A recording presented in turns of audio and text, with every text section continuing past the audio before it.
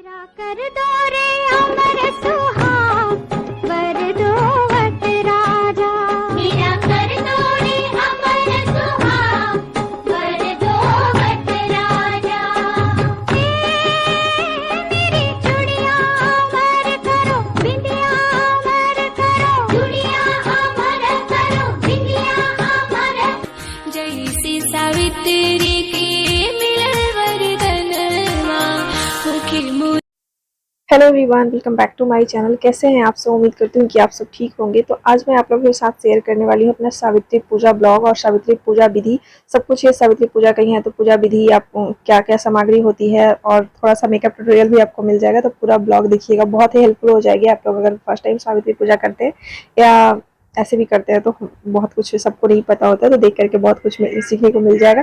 तो सबसे पहले ये मॉर्निंग का टाइम है। मॉर्निंग में उठ करके झाड़ू वगैरह लगा करके बच्चों को स्कूल में भेज दी थी। उसके बाद फिर यहाँ पे लगा रही हूँ पोछा, और फिर बेडशीट वगैरह मैं पहले ही क्लीन कर ली थी, क्योंकि क्या होता है कि माँ को देखती थी कि जब भी कोई फास्ट होता था ना तो पहले कंबल आता था वो क्लीन करके रखती थी अलग सा बेड। तो वो तो अब नहीं कर सकते, एक एक बेड तो नहीं अलग रख सकते, तो बेडशीट सारा क्लीन करके रख दिया और फिर पोछा लगा रही हूँ। और उसके बाद फिर आ गई नहा धो करके। खाना जो भी था अभी के लिए वो तैयारी करके आ गई। नहा धो करके जो मुझे साड़ी पहन के पूजा करनी थी वही साड़ी पहन के आ गई। और फिर अब मैं अपना यहाँ पे रेडी होने के लिए आ गई हूँ। तो सबसे पहले मैं यहाँ पे मॉइस्चराइजर लगा रही हूँ। जब भी नहा के आए कभी भी मॉइस्चराइजर लगाना तो जरूरी ही होता है। जैसा सीजन अगर मेरा स्किन ड्राई सा होता है तो मैं मॉइस्चराइजर लगाती हूँ, और ऐसे ही अगर सही लगता है तो मैं फिर गर्मियों में एलोवेरा जेल लगाती हूँ। उसके बाद फिर मैं यहाँ पे लगा रही हूँ प्राइमर, ये जो कि मी ऑन का है। और मेकअप करने से पहले सावित्री पूजा तो थोड़ा सा बनना संवरना तो बनता है ना, तो मेकअप करेंगे ही। और मेकअप करने से पहले प्राइमर लगाना जरूरी है, क्योंकि जो मेकअप में इतने सारे जो केमिकल है ना वो हमारे स्किन में डायरेक्टली ना जाए। और प्राइमर लगाने से मेकअप भी बहुत अच्छे से ब्लेंड हो जाता है और पिक्चर भी बहुत अच्छी आती है। तो प्राइमर लगाना जरूरी है। उसके बाद फिर मैं ली हूँ फाउंडेशन, और फाउंडेशन में ही थोड़ा सा एकदम से नेचुरल सा लुक आया ना, इसलिए मैं फाउंडेशन में थोड़ा सा मॉइस्चराइजर लगा के लगाती हूँ। तो इससे एकदम से नेचुरल, बहुत ज़्यादा वो मेकअप पुता हुआ समय की एकदम से मेकअप की दुकान नहीं लगती हो, इसलिए मैं लगाती हूँ। आप लोग भी ट्राई कर सकते हैं। और उसके बाद फिर ये देखिए, जल्दबाजी में अगर हो ना तो मैं यहाँ पे जो है ब्रश, पाउडर ब्रश होता है उसी से मैं ब्लेंड कर ले रही हूँ। आप हाथों से भी कर सकते हैं, क्योंकि मॉइस्चराइजर रहता है तो ईजिली हाथों से भी ब्लेंड हो जाता है। हाँ, ये बहुत ज़्यादा कवरेज नहीं देता है बट नेचुरल फिनिश देता है। इस तरह से अगर मॉइस्चराइजर में मिला करके आप फाउंडेशन लगाते हैं तो मैं ज़्यादातर जल्दबाजी में, जब बहुत ही ज़्यादा मेरे पास टाइम नहीं होता ब्लेंडर से ब्लेंड करने का, तो मैं यही करती हूँ। और ये देखिए पूरा नेक पे और फेस पे मेरा जो है फाउंडेशन ब्लेंड हो गया। उसके बाद फिर मैं फेस पाउडर से सेट कर ले रही हूँ, ताकि जब तक मैं पूजा करने बाहर रहूँ तब तक मेरा मेकअप जो है वैसे के वैसे ही रहे। और ईयर पे भी लगाना जरूरी, नहीं तो फिर स्किन थोड़ा सा अलग दिखेगा। और उसके बाद फिर मैं सबसे लिपस्टिक लगाने से पहले लिप बाम लगाना जरूरी होता है, तो लिप बाम लगा ली हूँ। और यहाँ पे साड़ी से हल्के कलर का मैं आई शेडो बस अपने आईलिड पे लगाई हूँ, ज़्यादा कुछ अलग नहीं की हूँ क्योंकि जल्दी में थी और डे टाइम में ज़्यादा हैवी आई मेकअप भी अच्छा नहीं लगता। और उसके बाद फिर सिंपल सा आईलाइनर लगाई हूँ, मस्कारा लगाई हूँ, और बस मेरा आई मेकअप हो गया कंप्लीट। और अब मैं लगा रही हूँ लिप बाम। पहले ही लगा ली थी ताकि मेरा जो लिप है वो मॉइस्चराइज रहे, वो भी एकदम से फटी फटी से ना लगे एकदम से लिपस्टिक लगाने पे। तो उसके बाद फिर पिंक कलर की ही मैचिंग में लिपस्टिक लगाई हूँ। और अब है सिंदूर लगाने की बारी। तो सिंदूर तो आज के दिन पे वो सिंदूरा वाला जो सिंदूर है वही लगाना चाहिए, बट यहाँ पे मैं तैयार हुई तो जो मैं सिंदूर यहाँ पे रखी हूँ हमेशा लगाती हूँ वही लगा ले रही हूँ। फिर सिंदूरा वाला मैं बाद में रेडी होकर के लगाऊंगी। सोचिए अभी फिर उठना पड़ेगा, तो इसलिए अभी जो मैं पास में सिंदूर रखी थी वही लगा ले रही हूँ। सिंदूर लगाने से पहले सिर पे पल्लू रखना जरूरी है, बट ये सरक जा रहा था तो मैं यहाँ पे रखी हूँ। पूजा पाठ में ये चीज़ जरूर ध्यान रखिए। या हमेशा पहले से मैं सबको देखती हूँ, माँ को, अपने घर की बड़ी को, जो भी बड़े हैं उन लोग को, कि वो लोग सिंदूर लगाते थे तो जरूर सिर पल्लू रख लेते थे। और उसके बाद फिर ये मैचिंग ये वाला मेरे पास नेकलेस है तो ये ट्राई कर रही हूँ। फिर लग रहा है कि सिल्क है तो थोड़ा सा ट्रेडिशनल लुक लगेगा तो ज़्यादा अच्छा लगेगा, तो फिर ये निकाल करके फिर मेरे पास गोल्डन फिनिश वाली कोई और ज्वेलरी है वो मैं पहन रही हूँ। तो फिर मुझे ये ज़्यादा सही लगा। आप लोग बताइए कि कौन सा मुझे ज़्यादा अच्छा लगता है, वो अच्छा लगता है या ये। फिर यही मैं फाइनली पहनी थी। और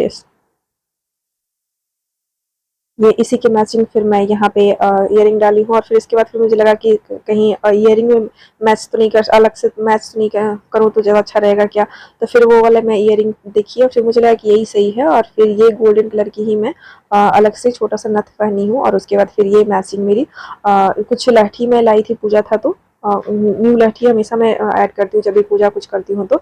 और उसके बाद फिर ये वाली कुछ वेलवेट वाली चूड़ियाँ मेरे पास पहले से थी और गोल्डन वाले कड़े वो सब मिला करके पहनी। और उसके बाद फिर ये आलता लगाना जरूरी है, नेल पॉलिश में पहले ही लगा ली थी और लास्ट में सारा कुछ करने के बाद मैं यहाँ पे आलता लगाई हूँ। पायल वगैरह मैं चेंज की हूँ, बिछिया मैं करवा चौथ में ही चेंज करती हूँ तो इसमें नहीं चेंज करती हूँ। आप लोग अगर तीज करते हो, करवा चौथ करते हो, सावित्री पूजा करते हो, तो जिसमें एक चीज़ में बिछिया ज़रूर चेंज करना चाहिए। तीनों ही सुहाग का पर्व है, तीनों में से किसी एक पर्व में ज़रूर बिछिया चेंज करना चाहिए। तो अगर सिर्फ आप यही करते हो, सावित्री पूजा ही करते हो, तीज और करवा चौथ नहीं करते हो, तो ज़रूर इसमें बिछिया चेंज करें। मैं करवा चौथ में बिछिया चेंज करती हूँ, इसलिए इसमें चेंज नहीं की। मैं हमेशा सिंपल सा पतला सा बिछिया रखती हूँ ताकि मैं पूरे साल पहन के रखूँ। ये हमारे लिए बहुत शुभ होता है और हमारे हेल्थ के लिए भी अच्छा होता है। और उसके बाद फिर मैं दिखाती हूँ कि सावित्री पूजा की पूजा सामग्री में क्या क्या निकाल के रखी हूँ। तो यहाँ पे हबी के लिए कपड़ा और मेरे लिए भी एक्स्ट्रा साड़ी थी, तो वो भी मैं, हबी के लिए कपड़ा और अपना कपड़ा चढ़ाना होता है, तो मेरे पास थी साड़ी, तो वो मैं ले ली हूँ। आप कुछ भी इसकी जगह पे ले सकते हैं, पीस वगैरह कुछ भी। और उसके बाद फिर ये पूजा के लिए कलश, एक दीपक और एक और अलग से कलश के लिए, और फिर उसके ढक्कन, मिठाई और सिंदूर, अक्षत, ये सब चीज़ें, कच्चा सूता, धूप, अगरबत्ती, फल, मिठाई और ये बांस की टोकरी और उसमें पंखा और फिर ये श्रृंगार की सामग्री, और उसके बाद शादी वाली सिंदूर और ये शादी की चुन्नी डाल ली हूँ। और क्योंकि सुहाग का पर्व है तो एकदम से पूरी तरह से सुहाग की सारी निशानियाँ लेकर के ही जाना है पूजा करने ना। और यहाँ पे रेडी हो गई हूँ, 10 बजे के टाइम है और मेरे पास में ही आंटी रहती है, वो बोली कि ठीक है मैं भी चलूँगी, थोड़ा सा रुक जाओ। तो मैं यहाँ पे वेट कर रही हूँ उनके लिए। और फिर अब फाइनली वो भी आगे रेडी होकर के, तो हम दोनों जा रहे हैं साथ में पूजा करने। आंटी जो है वो वैसे ही देखेंगी, वो अभी पूजा नहीं करती। यहाँ पे ऐसा कुछ है, शुरुआत में लोग करते हैं, फिर बाद में उतना नहीं करते। और यहाँ पे ये देखिए इतना सारा सामान हो जाता है, एक मेरा पूजा के डोलची हो जाता है और एक फिर वो बांस की टोकरी हो जाती है। तो यहाँ पे आने पे देखिए इस तरह से कुछ लोग क्या करते हैं कि सारा जो प्रसाद वगैरह है वो पंखे पर चढ़ाते हैं। कुछ लोग जो बट वृक्ष का जो पत्ता होता है वो वाले 5 लेते हैं, तो कोई तोड़ के दे दे तो सही है, नहीं तोड़ के दे तो फिर ऊपर से यही इन्हीं पत्ते में से चढ़ाए हुए पत्ते को धो करके उस पर ही चढ़ा सकते हैं। और साथ में बट सावित्री के दिन बट वृक्ष के एक पत्ते से श्रृंगार भी किया जाता है। तो आप सबसे आसान होता है बालों में लगाना, तो पहले बालों में लगा ले, उसके बाद पूजा करने बैठे। पंखे पे प्रसाद चढ़ाने का नियम क्या है कि प्रसाद लोग चढ़ाते हैं, फिर वही अपना जो आंचल है खोइछा में फिर प्रसाद वही लेते हैं। अब मेरे मायके में क्या है कि वहाँ पे पूजा नॉर्मली जैसे होता है वैसे कर लेते हैं, पंखा से हवा ववा दे लेते हैं, फिर पंखे पे प्रसाद रख करके 5 सुहागने के खोइछा देते हैं और फिर 5 सुहागने से लेते भी हैं। तो कुल मिलाकर के पंखा का नियम यह है कि चाहे थोड़ा सा इधर से चाहे उधर से खोइछा लेने का ही नियम होता है। तो मैं क्या करती हूँ कि अपने लिए श्रृंगार की सामग्री यहाँ पे चढ़ाने के लिए सावित्री माता के लिए तो लाती हूँ, वो पंडित जी को दे देती हूँ। लेकिन कुछ चीजें उसमें से एक चीजें खुद एक दो चीजें खुद के लिए लाती हूँ, जैसे खुद के लिए कोई कपड़ा, साड़ी, सूट एक्स्ट्रा होता है तो वो ले आती हूँ, चढ़ाती हूँ, खुद ही बाद में पहनती हूँ। तो मैं सिंदूर या बिंदी भी साथ में लाती हूँ, तो वो रख लेती हूँ और कपड़ा रख लेती हूँ और फिर उसमें कुछ फल रख लेती हूँ, क्योंकि वो खोइछा में फल रखा आता है, कुछ चना का दाने रख लेती हूँ, तो वो पंखे पर चढ़ा देती हूँ। और फिर लास्ट में जब उतारती हूँ तो वो अपने खोइछा में ले लेती हूँ। और उसके बाद फिर सारी जो फल, मिठाई जो भी लाई थी और पत्ते, 5 पत्ते जो धो करके रखी थी, उस पे सारा प्रसाद और चना जो है वो चढ़ाई थी। और उसके बाद फिर ये सब कर लेने के, धूप दीप जला लेने के बाद उसके बाद फिर ये गिनती के लिए दाने ले लेती हूँ चने के, और कुछ भी आप जो भी गिनती के लिए जितना फेरी देना है उतना गिनती के लिए दाने ले ले। और उसको एक एक, जब एक फेरी हो, जहाँ से शुरू किया था वहीं पे अगर आ जाए तो एक दाना गिरा दे तो एक फेरी कंप्लीट हो जाता है। तो यहाँ पे कच्चे सूते जो है, कच्चा सूता जो है वो पेड़ में लपेट करके और यहाँ पे फेरी दे रही हूँ। मैं 5 7 जो भी लोग देते हैं, लेकिन मैं 7 या 11 ऐसे ही देती हूँ। और क्योंकि बहुत सारे लोग होते हैं, थोड़ा सा हाथ ऊपर करके लगाना पड़ता है, तो थोड़ा सा दिक्कत हो जाता है। ये है जो मेरी हेल्प की। अगर मेरा ब्लॉग दिखेगा तो मेरा बेटा तो स्कूल है, तो मेरा ब्लॉग शूट ये की है। और मेरे दोनों बेटा जो है वो स्कूल गया हुआ था, तो ब्लॉग शूट करने के लिए कोई था नहीं, तो ये मुझे कोई दिख जा रही थी, तो एक लड़की जो थी वो मेरी हेल्प कर दी थी। तो मैं सोची कि तुम मेरा इतना हेल्प कर दी तो मेरा जरा सा तुम्हें भी दिखाओ अपने ब्लॉग में। तो जब फेरी दे लेती हूँ तो उसके बाद जो श्रृंगार की सामग्री जो मैं चढ़ाती हूँ सावित्री माता को, वो सब कुछ एक एक करके लगाना होता है। बहुत से लोग ऐसे चढ़ा देते हैं, लेकिन जहाँ से मैं शुरू की थी, अपने मायके से शुरू की थी, तो वहाँ पे ऐसे होता है। तो सबसे पहले सिंदूर मैं लगा रही हूँ सावित्री माता को मान करके, और उसके बाद फिर अपने मांग में लगा रही हूँ। तो 3 बार या 5 बार ये वाली किया जाता है। यहाँ पे ये मतलब सुहाग लेना भी कह सकते हैं कि इस तरह से ले जाती है। आप चाहें तो फिर चूड़ी में भी इस तरह से ठेका सकते हैं, अपने मांग में लगा करके। फिर देखिए, ये देखिए मैं चूड़ी में लगा रही हूँ, तो इस तरह से सुहाग लेना भी कहा जाता है। तो यहाँ पे मैं 5 बार कर रही हूँ। बाकी के श्रृंगार की सामग्री जैसे काजल है, तो वो काजल लगाऊंगी मैं यहाँ पे बट वृक्ष में ही सावित्री माता मान करके। और फिर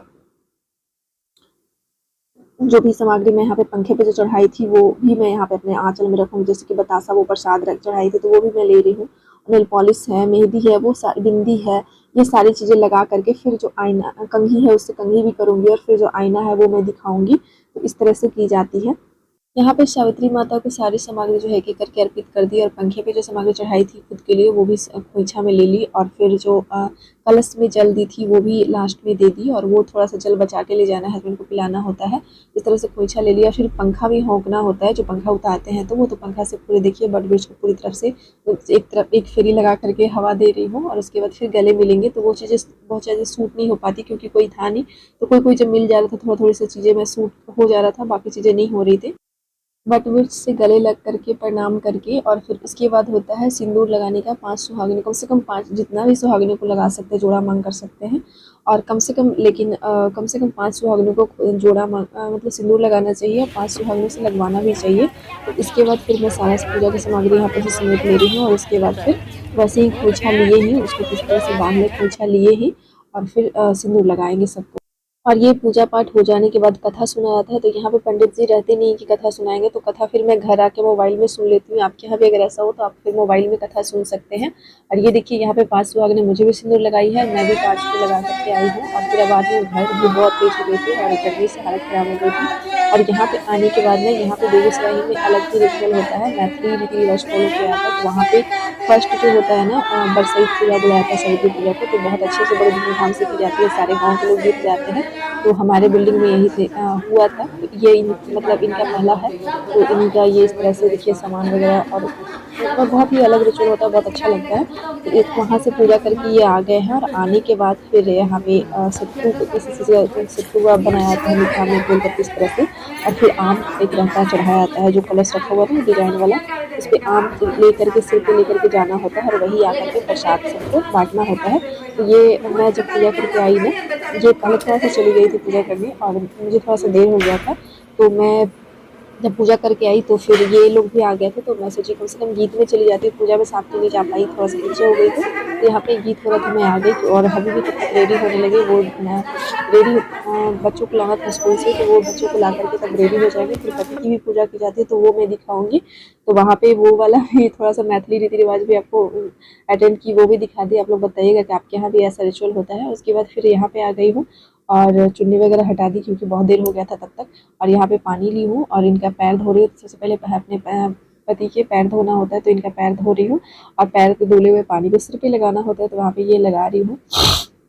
और ये देखिए बटब्रिज का जो पत्ता है ना वो लगा हुआ है मेरे बालों में, और ये पूरा दिन अगर ढंग से लगाया रहा तो पूरा दिन लगा रहता है। तो पैर धो करके पैर पोंछ करके उसके बाद फिर इनके इन्हें तिलक करेंगे, आरती करेंगे। बाकी की चीज़ें तो मैं स्टेप बाई स्टेप दिखा ही रही हूँ। तो ये देखिए यहाँ पे तिलक कर रही हूँ मैं, और अभी के कुछ ना कुछ चालू है कि अभी देखो आज पूजा कर रही है, तिलक कर रही है, पूरा दिन तो लड़ने के बैठी रहती है, मुझे ठगली परेशान के लिए, तो इनका ये सब चालू रहता है। अभी यही चला, टीवी की आवाज़ थी, नहीं तो मतलब इनका मैं सुना देती आप लोगों को। टीवी की आवाज़ आ रही थी, कॉपीराइट आया था, इस वजह से हटा दी। और उसके बाद फिर जो बटवृक्ष में जो फेरी देते हैं ना, वो वाला कच्चा सूता थोड़ा सा बचा के लाया जाता है, उसी में से सेम जो फेरी देते हैं उसी में से थोड़ा सा बचा के लाया जाता है, वो अपने हस्बैंड के हाथ में बांधा जाता है आशीर्वाद के रूप में, सावित्री व्रत के आशीर्वाद के रूप में। और इसके बाद फिर आरती करेंगे। तो यहाँ पे कपूर मैं ले रही हूँ और पंखा बंद करना पड़ेगा पहले, ये देखिए पंखा बंद किया। फिर उसके बाद फिर यहाँ पे इनकी आरती करूँगी और कलश का जो पानी है वो भी बचा के लाई थी, तो वो इनको मिठाई खिला करके पिलाऊंगी। और जो कलश के ऊपर मिठाई रखी थी वो मिठाई हस्बैंड के लिए होते, तो वो इनके लिए। और इनका ये मजाक चल रहा है कि आज मुझे इतने दिन के बाद आई है, आरती कर रही है, फिर पता नहीं कब लड़ेगी, तो हमेशा लड़ाई ही मुझे देखना है।